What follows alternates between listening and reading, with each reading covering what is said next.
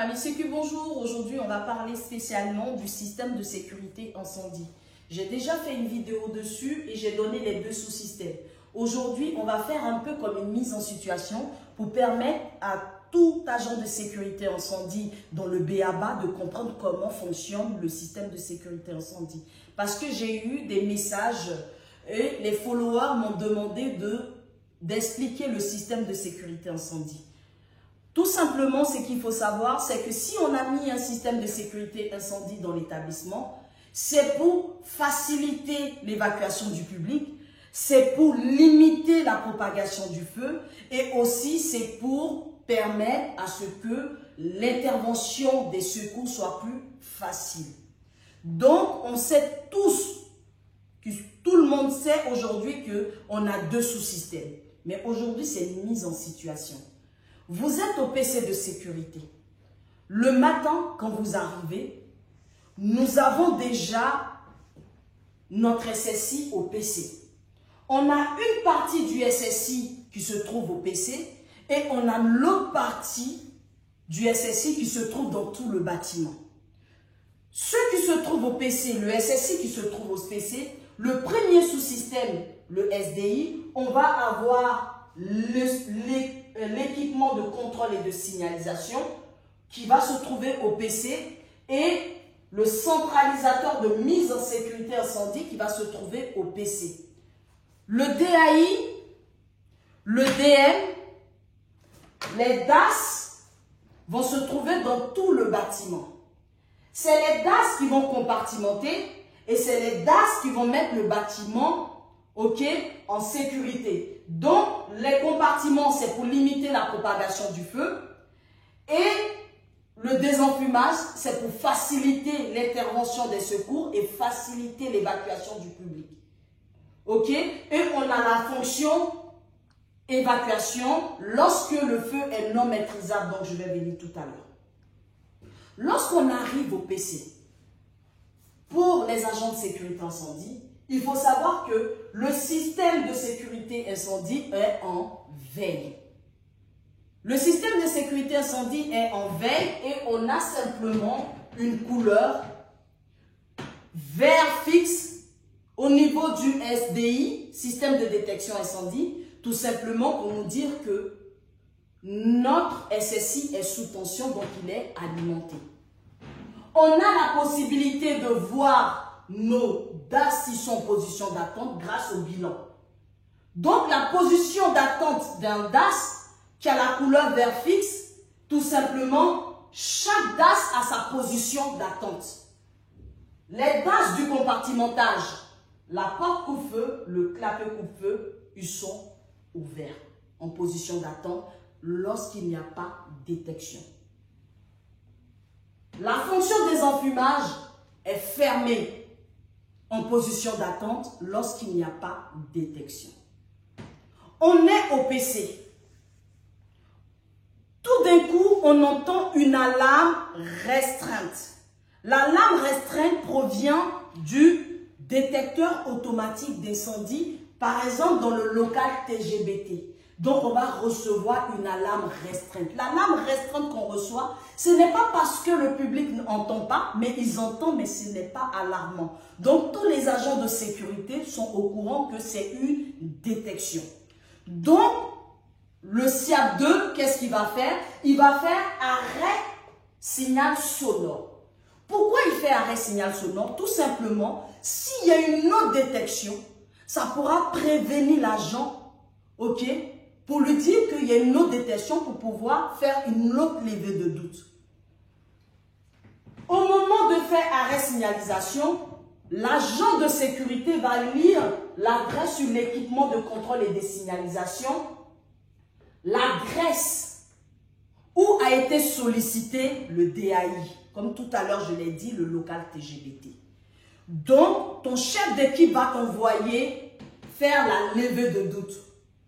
Mais dans le même temps, ton chef d'équipe ne va pas rester statique pour attendre ton retour.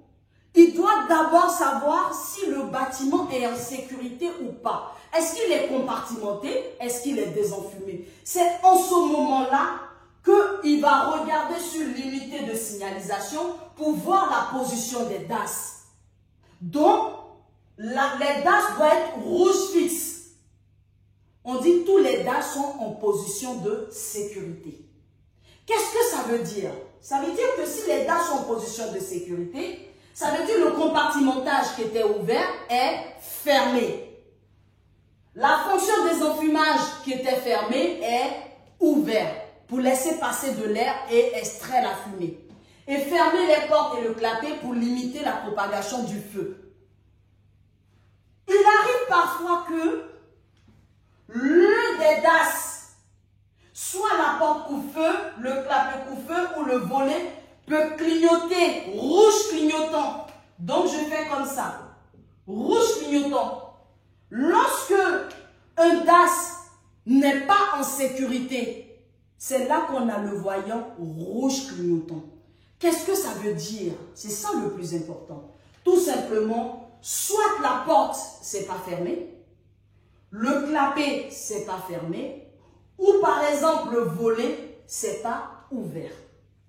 Voilà pourquoi on a un rouge clignotant. Mais on ne s'alarme pas quand on est au PC. Parce que vous avez l'unité de commande manuelle centralisée pour commander le DAS qui clignotait rouge, par exemple la porte coupe-feu, de se fermer. Donc vous actionnez sur le bouton qui se trouve à côté de la porte coupe-feu.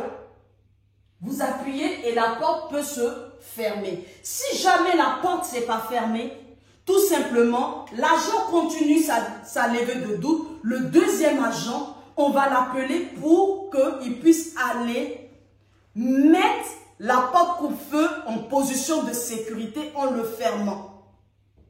Maintenant, on attend toujours l'agent de sécurité. L'agent de sécurité nous appelle. Au moment de la palpation de la porte, il nous dit que la porte est chaude en haut, donc il peut intervenir.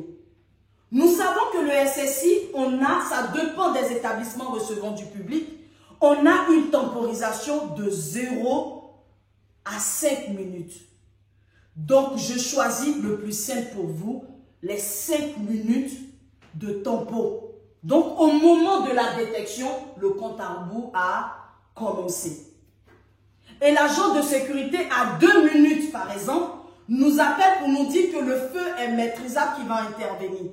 Pour ne pas faire partie l'alarme, on va faire acquittement processus au niveau de l'unité de gestion d'alarme. Donc, on va acquitter le processus.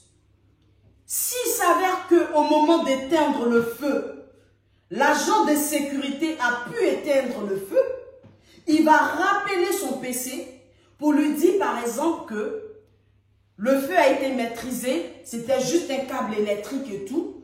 Donc nous, au PC, on va laisser le bâtiment déjà en sécurité, baliser l'endroit, ok, envoyer des techniciens pour gérer cette partie. Et nous, au PC, on reprend, on remet tout à zéro parce que on va réarmer les DAS sur le SSI et l'agent va réarmer les DAS dans le bâtiment.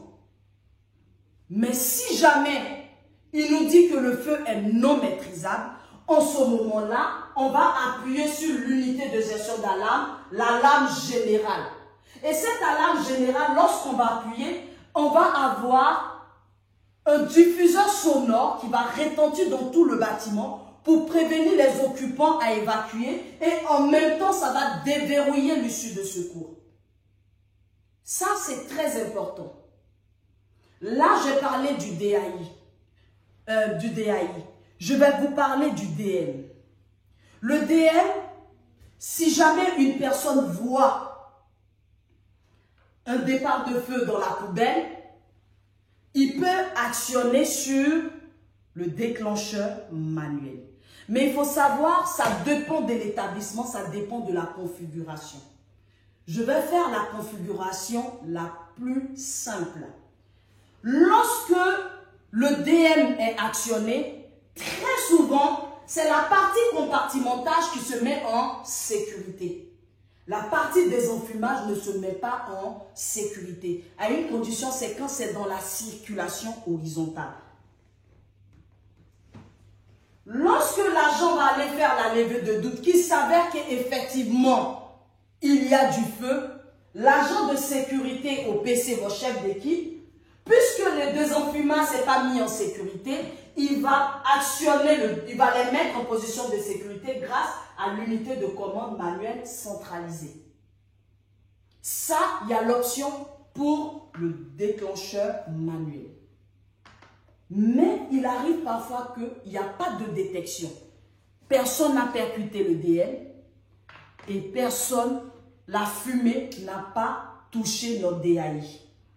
Et on est au PC tout tranquillement, on n'a rien. Et nous voyons un jaune clignotant sur l'unité de signalisation. Si on voit un jaune clignotant, tout simplement, on dit au moins un DAS a quitté sa position d'attente sans ordre. Parce que celui qui lui donne l'ordre, c'est le DM ou le DAI. Donc, ça peut être une action humaine, c'est-à-dire la femme de ménage en train de faire le ménage et elle a appuyé sur notre porte coupe-feu, donc il s'est refermé, donc il va être jaune clignotant. En ce moment-là, on a simplement à envoyer un agent de sécurité pour remettre la porte en position d'attente. Voilà pourquoi on a un jaune clignotant. Ou dans le cas contraire, l'aimant qui retient la porte coupe-feu ne fonctionne pas. Voilà pourquoi on a du jaune clignotant. Ça, c'est le premier cas. On peut avoir du jaune fixe. Il arrive parfois que le jaune fixe est au niveau des DAS. Si jamais un DAS est en jaune fixe, ça veut dire qu'il y a défaut de communication. C'est-à-dire que soit il y a un fil qui est coupé ou le fil n'envoie pas l'information sur le SSI. C'est-à-dire que le fil du DAS n'envoie pas l'information. Voilà pourquoi on a un jaune fixe. En ce moment-là, on appelle automatiquement un technicien qui va s'en occuper. Ok? On peut aussi avoir du jaune clignotant au niveau du SDI. En ce moment, si on lit à l'écran, on peut avoir un défaut de batterie du CMSI. En ce moment aussi, on envoie un technicien. Il n'y a pas de levée de doute. Parce que là, ce n'est pas notre niveau. Mais quand vous arrivez le matin, par mesure de précaution, pensez surtout à vérifier vos batteries. Ok? On appelle ça, ici, au niveau du SDI, on a une batterie de secours. Je fais terre à terre. Au niveau du CMSI, on a une batterie de secours. Cette batterie de secours, tous les agents de sécurité, s'il vous plaît, il faut le vérifier. Parce que s'il y a défaillance de l'électricité normale, c'est la batterie qui va prendre le relais. Au niveau du SDI, c'est 12 heures en veille plus 10 minutes en fonction. Lorsque c'est le SMSI, c'est 12 heures en veille plus 1 heure pour manipuler. Qu'est-ce que ça veut dire? Lorsqu'il n'y a pas de détection et qu'il y a une coupure d'électricité et que la batterie prend le relais, automatiquement, les 12 heures, c'est en veille, puisque le système de sécurité incendie est toujours en veille. Et pour le SDI, on aura 10 minutes pour faire arrêt signal sonore, lit l'adresse. Au niveau du SMSI, les 1 heure de fonction, ça nous permet par exemple de mettre les DAS en position de sécurité. Donc voilà plus ou moins comment fonctionne le SSI. J'espère que je l'ai détaillé.